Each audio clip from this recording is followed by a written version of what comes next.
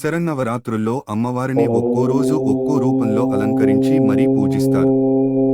ఆశ్వీజ మాస శుద్ధ షష్ఠి అనగా 6వ రోజు మన తెలుగు రాష్ట్రాల్లో, ఇతర రాష్ట్రాల్లో అమ్మవారిని వారిని కాత్యాయని దేవిగా పూజలు అందిస్తారు. కాత్యాయని మాత రూపం చాలా ప్రకాశవంతంగా ఉంటుంది. తనకు 4 చేతులు ఉన్నాయి. తన కుడి చేతిలో పై చేయి అభయ ముద్ర ఉంటుంది.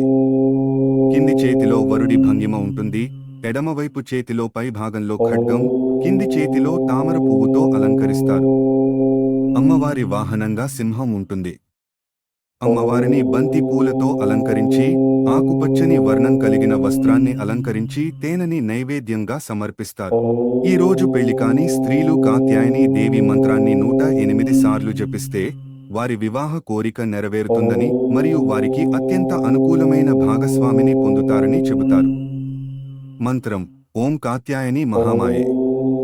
ఆ అమ్మవారి అనుగ్రహం మీ అందరికీ పై ఉండాలని మనస్ఫూర్తిగా కోరుకుంటూ సెలవు. నమస్తే.